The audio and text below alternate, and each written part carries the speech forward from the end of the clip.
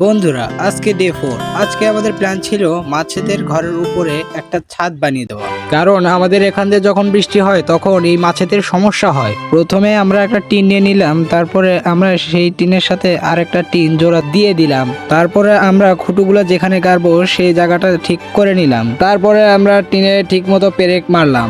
আর এইদিকে দেখেন আমাদের জেব্রা মাছের ট্যাঙ্কে প্ল্যান্ট সেট করার পরে কত সুন্দর লাগছে। তোমরা আর কিছুদিনের মধ্যে আমাদের জেব্রা মাছের ব্রিডিং করার ভিডিওটা দেখতে পারবে। আর আমাদের ব্রয়লার মুরগিগুলো মাশাআল্লাহ অনেক ভালো গ্রোথ করছে।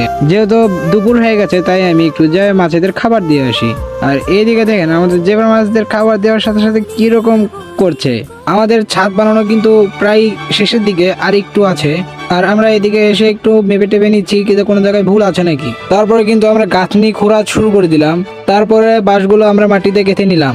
অ্যান্ড আমাদের লুকটা কিছুটা এরকম হয়েছে, কিন্তু এখনো আমাদের পুরো কাম শেষ হয় নাই।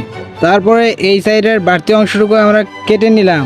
তোমরা এটার ফাইনাল লুক দেখতে চাইলে ভিডিওতে একটা লাইক করে দাও। আর তোমরা এই পর্যন্ত ভিডিও দেখছো, তার মানে ভিডিও অবশ্যই তোমাদের ভালো লেগেছে।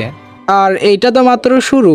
তোমরা যদি আমাকে এইভাবে সাপোর্ট করে যাও তাহলে আমি আরো বড় বড় কাম করব। তো চলো তোমাদেরকে দেখাই আমাদের ফাইনাল লুক।